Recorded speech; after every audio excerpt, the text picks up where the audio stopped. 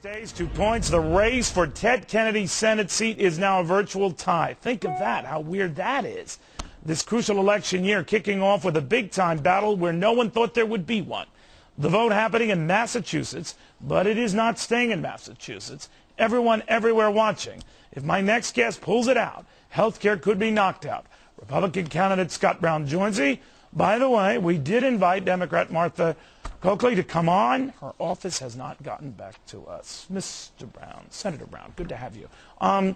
These numbers are good. I know your team, you have not been getting overconfident about them, but many are saying that your health care pitch is what's resonating, that people are alarmed about what's happening. What say you?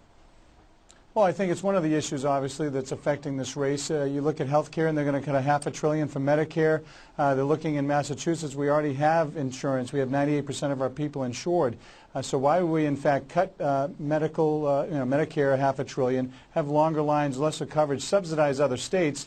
It makes no sense. It's not good for Massachusetts, and the backroom deals are certainly not good for the country, and people have lost faith in the actual process. There's no transparency, and it's one of the issues, in addition to security, homeland security, and also foreign policy that are resonating with the residents of Massachusetts. So maybe you can bring me up to speed, sir. As a state senator, were you involved in then Governor Mitt Romney's moves to establish state care? It was called state care, but to broaden health care coverage for all in Massachusetts? Well, yes, I voted on it. It was a bipartisan effort because we were paying almost $1 billion to the hospitals when people are just walking in and getting free care. Right, so the argument was that you contributed to something that now you're against. No, that's not true. They're two different programs. What we have here is a free market enterprise where we're providing insurance in various levels to people in Massachusetts. The plans in Washington are a one-size-fits-all plan that's going to cost almost $1 trillion plus, raise taxes at a time where we don't need it. Why would we subsidize and why would we pay more for something we already have? It makes no sense. And if people certainly want to learn more about that, they can go to brownforussenate.com, because literally right now I can be the 41st senator. I can stop the debate and bring them back to the drawing board, because right now it's broken and people throughout the country have lost faith in the process. All right, now let's say you do win. You would be that 41st vote, obviously, denying a filibuster-proof majority and potentially killing health care. But it depends on whether they seat you, right? And they might not seat you right away. That's another little storm developing. Right.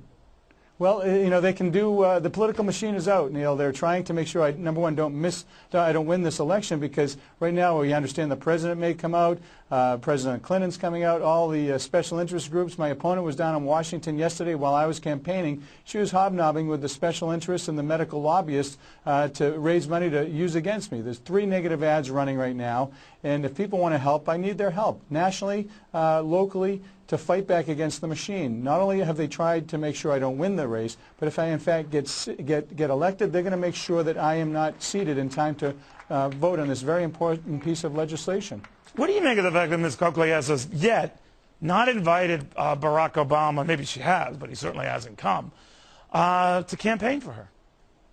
Well, I understand that he may be coming this weekend. President, obviously, Clinton is here. Everybody who's part of the political establishment in Massachusetts is rallying around her, and she is a Beacon Hill insider. She'll be a Washington insider and be part of the political establishment down there, be the 60th vote, shut off debate, ram things through, and we're in much worse shape than we really should be. I can at least bring fairness, balance, the ability to have a conversation about these issues that directly affect us.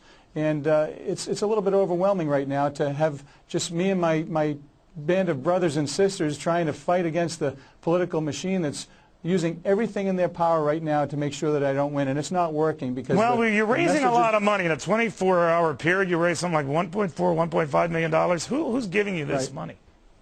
It's everybody, and the average donation is $75. It's from, obviously, in Massachusetts, but it's throughout the entire country, because people are fed up with the way that business is being worked in Washington. The simple fact that they're talking about who said what in a book.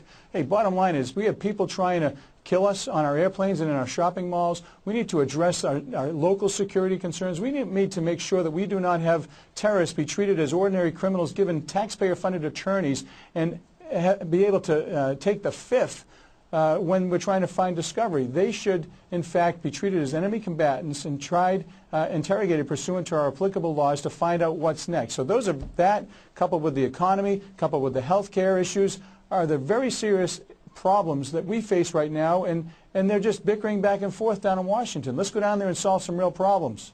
All right, Scott Brown, a Republican who could be taking a seat that has essentially belonged to the Kennedy family, if you will, for the better part of half a century. Neil. Go ahead. Go ahead. Neil, let me interrupt. It's not the Kennedy seat. It's not the Democrat seat. It's the people's seat. And I get a little frustrated, and so do the people throughout the state hearing that. This is an open seat where I have a very good chance to win. If the people around the country want somebody down there who's going to be an independent voter and thinker and bring some common sense back to Washington, then I need their help. They can go to brownforussenate.com, and I appreciate the opportunity to be on your show. All right, same here. That's a very good line, by the way. Scott Brown, thank you very much.